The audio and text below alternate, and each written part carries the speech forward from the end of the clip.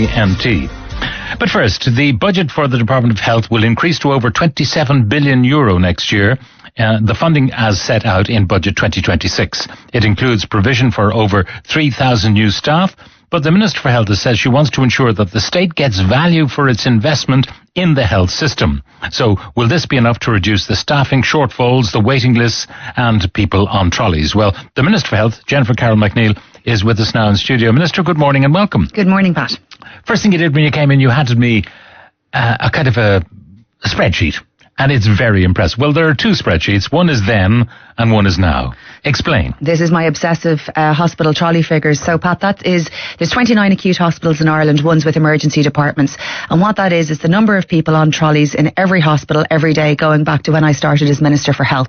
And so you'll see that some of it is white, which is fine. That's a sort of an acceptable, normal level of people in trolleys. And some of it is yellow, which is amber, which is and some of it is red. And that means just dangerously overcrowded. And you'll see there in February, most of the chart is red and amber. But if you look there at September, you can see so much improvement. Huge improvements. Now, people will say February, flu, COVID, cold season, September, we're just coming out of the summer, we're all healthy, our immune systems are well topped up. That's why. So I'd make that case too, except that if you look at it all the way through the summer, you'll see that there are some regions, particularly in the west, the northwest and the southwest, that stayed red all year.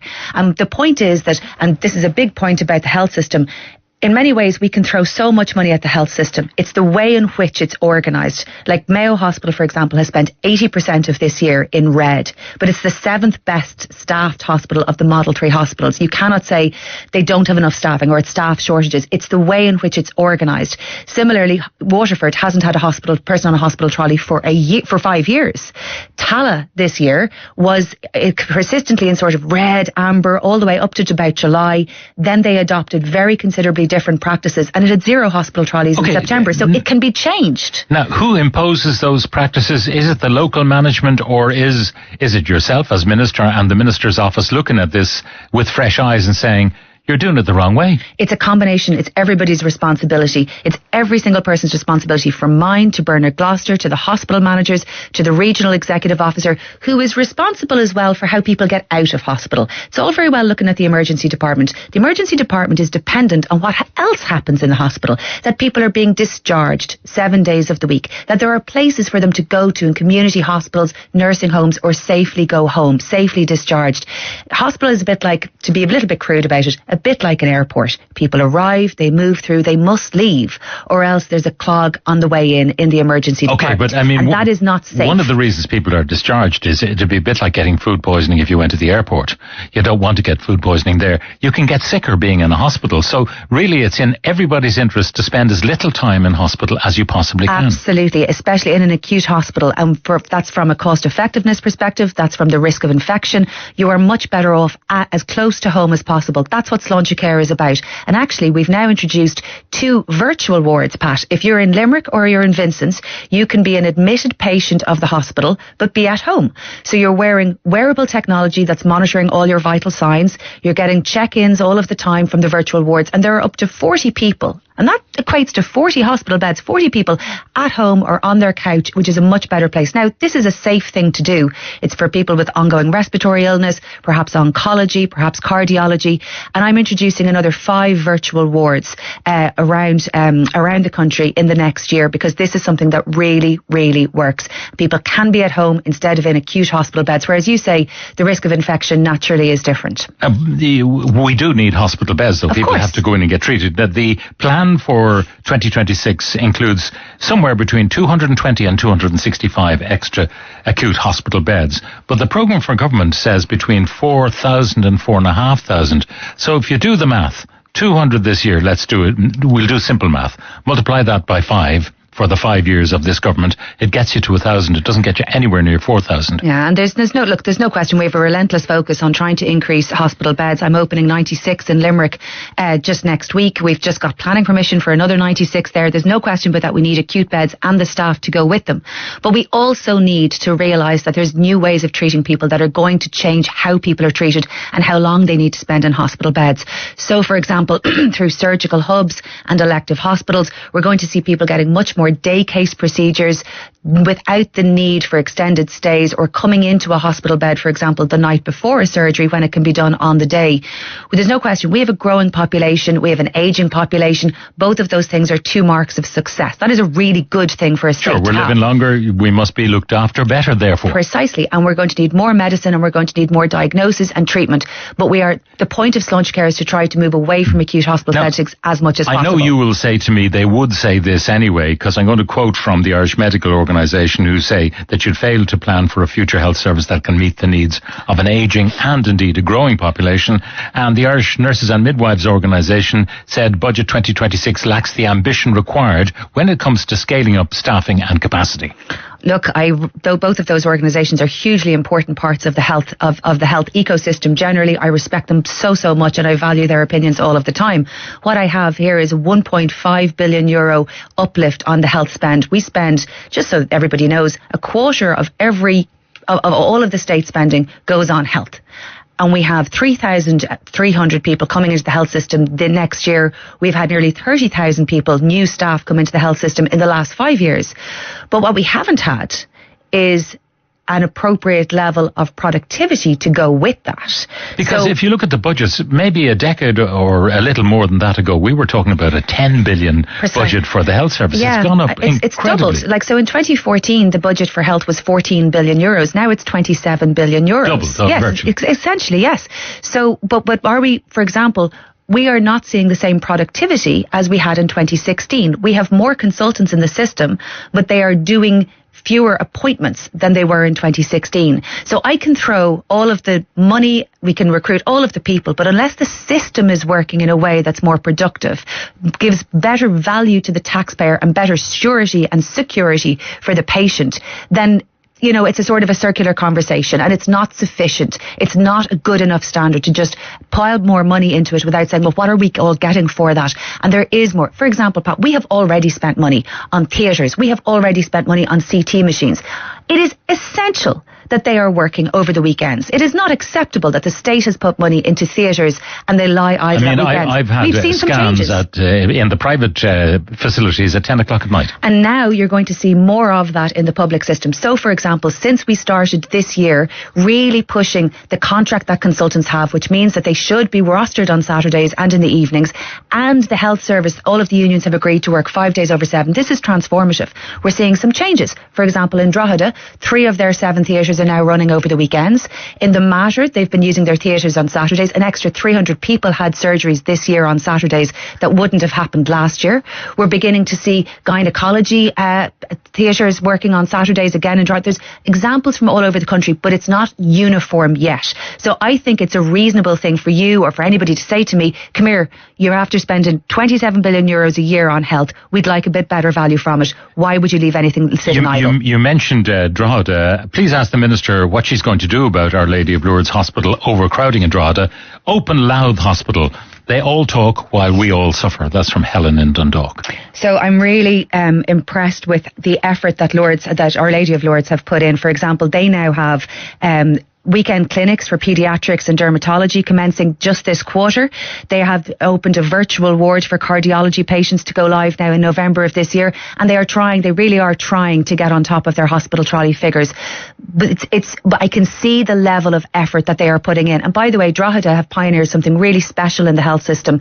The catering team in Drogheda have used AI to monitor food waste and what's being used and what's not being used. They've saved the hospital and therefore the taxpayer 92,000 euros this year by looking at AI and food waste. And that is something, an innovation from the catering manager and the catering team in Drogheda that should be rolled out to all of the hospitals. I mean, that kind of innovation. I'm just showing you, the effort is there. Yeah. Okay. It really is. When you talk about the impact that you hope to have on this, there's kind of an implicit criticism, therefore, of Stephen Donnelly, of Leo Varadkar, of Simon Harris, all of whom occupied this particular portfolio and didn't achieve what you were trying to achieve. No, I don't think so. Mistakes were made, as you know. I think everybody brings something different to this role, and Stephen Donnelly had strengths that I don't have, and perhaps I have strengths that other people don't. Like, everybody brings their own lens to it. And I am the beneficiary of the investment that previous ministers secured for the health system. I am the beneficiary of the work that Stephen Donnelly did on the productivity dashboard, for example, that enables us to compare hospital by hospital, specialism by specialism. What is the productivity of each of the individual individual consultants. So I think we all build on top of it, and I think there's no room for ego in health. This is about serving the people. This is about serving anybody else's name. What I'm interested in is how much has Beaumont Hospital reduced its trolley numbers? It's 30% reduction this year, despite a 6% increase in attendances. It doesn't matter about Jennifer or Stephen or anyone else. What matters is that people going to Beaumont are having a better experience. Now, people will criticise your style. Abrasive is one word could be used, and I would suggest maybe you're channeling your inner Donald Trump sometimes. You know, your encounter with David Begg in The Matter, for example, who's the chair of the board, that was widely reported, and he said to you, you're only the Minister for Health, you're not God. And then you stormed out. Well, I don't know how to answer that, Pat. It did happen though, didn't it? Well, here, I'm doing my job. I'm trying to use all of the data that I can and all of the skills that I have to try to get a better service for patients. In the Mater Hospital. Would you accept that you rub people up the wrong way sometimes? I think it's an extraordinary question or line of questions. But is it not, really what I'm getting at, is it not necessary to do that? That if you are not seeing the results you want and you don't see responses from management and from the clinicians that you want, you've really got to, Look, I go into a hospital and I look around. For example, I went into Vincent's of a Monday morning and there was 25 people there, and there were old women there who should not have been there overnight. I take it personally. I saw it myself. I saw a man who urinated in a chair, an old man. No, it's not okay. And no one came near him. It's not okay. And I take the patient safety experience personally. And, the Mater Hospital has an excellent manager in Josephine Ryan who is really, really trying to improve the services. The Mater Hospital was paid to do scoliosis adolescent work, and, that has only begun since July. There are a number of changes that have only begun since July. But look, I don't know how else to do my job. I'm elected by the people of Dún Laoghaire. I have a mandate to represent the people. I'm there on behalf of the patients. I'm there on behalf of the staff who work there. And, what do you want me to do? I have to do my job. If you don't like moving on to the Children's Hospital, please ask the Minister, says a texter, when the hospital will be ready to receive patients. Is it going to be 2026 now? What guarantees are there that it will even be next year? It's an omni-shambles. Now, I've been kind of going on about the Children's Hospital ever since it was proposed to put it madly on top of the Mater as a big bubble. Then it moved to James. That wasn't the right place, but it's there now. We have to accept that it's there. And the cost overruns have been just insane. But it's going to be there. When is it going to open, and is it going to be properly staffed? Yes, and but the day one will be different to day 1,000. Sure. We will build that staff over time. Look, the Children's Hospital has had a long background, as it were. But again, if you look at the cost of it in relative terms, you're saying about 2.3 billion euros overall. That is less than the amount of money that I will spend this year on drugs for people. Like, our drugs budget is well over 3 billion euros. Drugs in hospitals, when you go to the pharmacy and you pay a maximum of 80 euros, it's the state that pays for everything else. It's not that the drugs cost 80 euros, it's that the state pays for everything else. The Children's Hospital is less than a tenth of my annual current spend on health every year.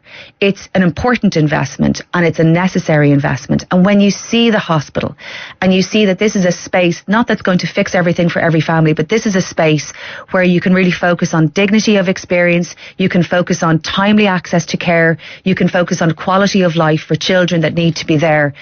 It is a completely different experience. I have, as many other parents have, a long-term relationship with the Children's Hospitals. If you're the parent of a child with a long-term illness or a chronic long-term illness, you know that the conditions matter, that you get excited when you're in Crumlin and you get a room with a bathroom. Like, these things they're well over, they shouldn't be as important as they are. In the new Children's Hospital, not only is there a space for a parent to lie down flat and sleep, a bed, a place to hang some clothes, their own bathroom, it's a completely different, more dignified experience. And honestly, I really think it's worth every penny for the parents who know that experience. I was speaking with Councillor Vicky Casserly just this week. His child, she was in the UN General Assembly with her son James Casserly, who's a phenomenal disabilities advocate, and she was telling me about the time she was lying on the floor in Crumlin and the rain was coming in under the door, and she and I are going to go to the Children's Hospital together just to take a moment to experience the difference. This is such an important investment, and yes, it will be well staffed. and we will build that over time.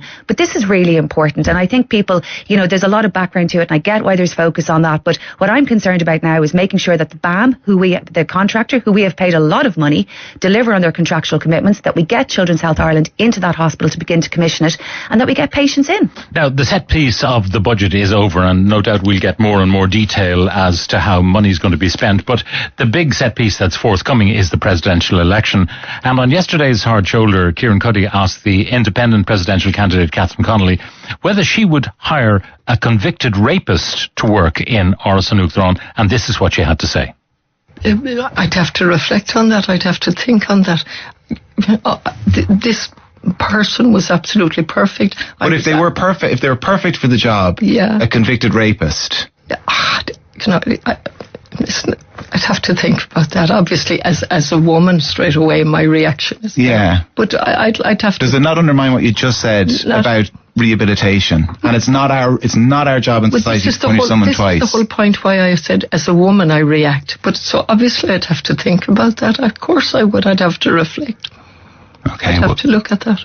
So what do you make of that response? Well, can I just be clear that I wouldn't have to reflect on it in the highest office, in the highest seat of the land, and I don't think Heather Humphreys, much more importantly, would ever have to reflect on it. The answer is no. It's straight no, and I can't believe that you'd have to reflect on it. Yes, fine, we have prisons and we have rehabilitation, that's fine, but we're talking about bringing people into Leinster House, into Áras an Uachtaráin, and there shouldn't be any ambiguity. When I leave here, I'm going to Ruhama, which is the organisation for trafficked women who are brought to Ireland and routinely raped by men in brothels. There is no ambiguity in relation to sexual violence. And there should be, by the way, no ambiguity in relation to IRIGI either. An organisation, this is not exactly shoplifting or anything like that where you can rehabilitate and go into a new world. This is about the attitudes towards the state, towards the courts, towards the institutions of this state. And I happen to be, and Heather Humphreys is a defender of the institutions, the political institutions of this state. And it is a mystery to me that anybody running for president or even the Dáil office would be in this space where there's ambiguity about serious criminal activity, either on terrorism side or on sexual violence. I mean, Heather Humphreys hasn't had really too many banana skins so far, but she did have, in a video launched by her campaign, mistake the Reichstag in Berlin for Belfast City Hall. Do you know what? Even as you say that, I'm like, I can't even believe that we're comparing, that we're possibly comparing. No, we're not. I'm just looking. I'm looking for banana skins because she's been quiet in the campaign. Heather Humphreys is a very experienced politician, and this is why this matters. She has held executive office in 5 or 6 different government departments. She has run budgets. She knows about the constitutional pressures. She knows about the nuance of government, the nuance of the constitutionality, the constraints that governments face. She knows about how Ireland fits into the international system, the European Union, the United Nations. That is somebody that I want representing me internationally, not somebody who doesn't know about Nazi Germany and Germany today and the pressures that Europe is facing. It's funny you should say Nazi Germany. And of course, the Reichstag featured largely the Reichstag fire in the Nazi era. Anyway, that's I want to park that because there's one last issue I want you to address if you can. You know about the flotilla and the second flotilla, and people have been detained. Well, members of the Global Summit flotilla arrived home to Ireland, and one of them was Ty Kiki, who's from Cork, and he had this to say about their treatment in Israel. And one of our comrades, I don't think he'd mind me saying, a 75-year-old man trying to bring baby formula to a besieged population, was taken out of his prison cell at 2 o'clock in the morning, guns pointed at his head, and all he was asking for was his insulin. They wouldn't give the man insulin for 3 or 4 days. In my opinion, they were very happy to let him die. So it's not even a patch on what Palestinians are going through, but that was on my mind the whole time. I was thinking, if they're treating me like this with the passport I have and the privilege I have, imagine what they're doing to Palestinians in prisons, many of whom are children. And I can't countenance that my government or any Western government still has diplomatic relations with a state that kidnaps humanitarians in international waters. So that's what Ty Kiki has to say. Doesn't he have a point when we watch what is going on there? About what? About having diplomatic relations with what amounts to a rogue state. Well, I think it was diplomatic relations that got him and other people home, and it's diplomatic relations that are helping me get children out of Gaza through the medical evacuations. It's the fact that we have an ambassador there who's incredibly hardworking, who has managed to get into those prison cells ahead of other ambassadors, ahead of other countries, because of her skill, because of her experience. So we have diplomatic relations precisely for those reasons, to help get Irish citizens out when is necessary, to help get children in Gaza out back to us so that we can treat them here. So that's why that's important.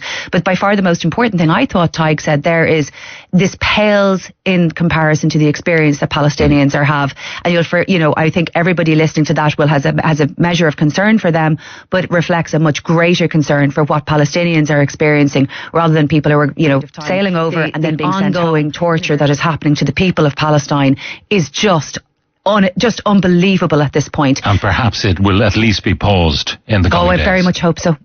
We so much hope so, of course. Minister for Health, Jennifer Carroll McNeill, thank you very much for joining us in studio today.